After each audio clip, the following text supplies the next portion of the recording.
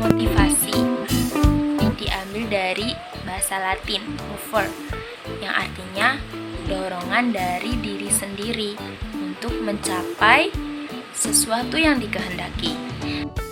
Motivasi belajar siswa dibagi menjadi dua jenis.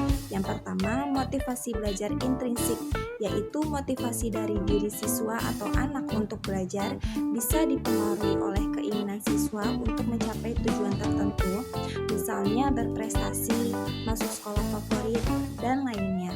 Yang kedua, motivasi belajar ekstrinsik, motivasi dari luar atau lingkungan. Contohnya iming-iming hadiah dari guru atau orang tua jika berprestasi, mengikuti saran atau nasihat guru, dan lainnya. Adapun ciri-ciri motivasi belajar siswa. Menurut Keke T. Aritonang tahun 2008, ia mengemukakan bahwa motivasi belajar siswa dapat meliputi beberapa dimensi. Adapun yang dapat dijadikan sebagai indikatornya yaitu yang pertama yaitu ketekunan dalam belajar, kemudian ada keuletan dalam belajar, dalam menghadapi kesulitan belajar, minat dan ketajaman perhatian dalam belajar, kemudian berprestasi dalam belajar. Dengan indikator tersebut, guru dapat mengetahui mana siswa yang memiliki motivasi belajar, mana yang tidak.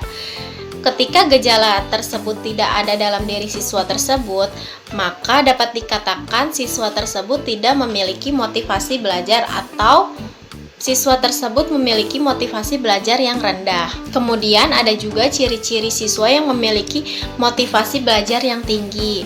Ciri-cirinya yaitu seperti siswa yang sangat antusias dalam mengikuti pembelajaran di kelas.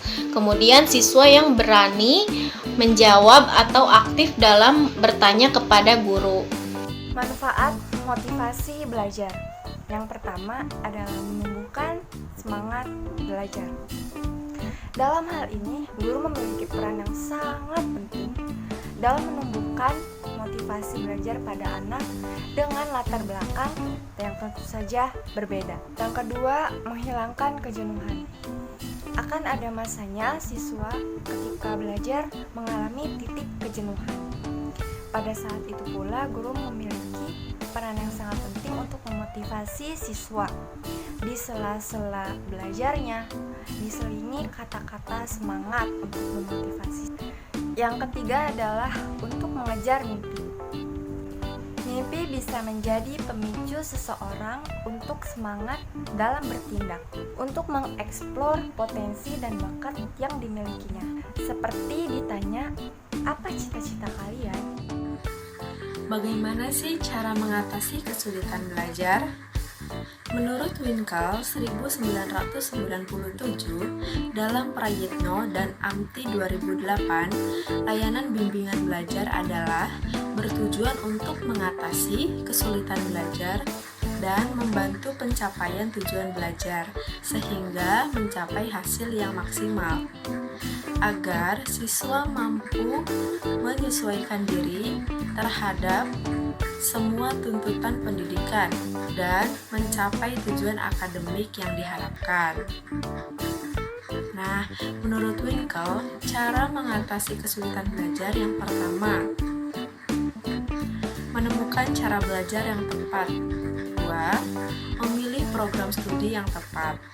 Dan yang ketiga, menciptakan suasana belajar yang kondusif agar terhindar dari kesulitan belajar. Adapun cara meningkatkan motivasi belajar siswa.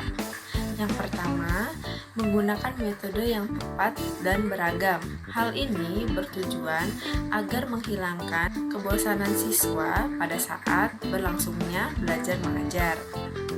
Yang kedua, menjadikan siswa sebagai peserta yang aktif. Hal ini dapat mendorong keaktifan siswa untuk terus belajar dan semangat dalam memecahkan suatu masalah. Yang ketiga, memanfaatkan media seoptimal mungkin. Melalui media, siswa bisa mendapatkan hal yang belum pernah mereka dapatkan sebelumnya. Yang keempat, menciptakan kompetensi. Yang kelima, Mengadakan evaluasi. Yang keenam, sampaikan motivasi secara langsung. Dan yang ketujuh, dermawan akan pujian.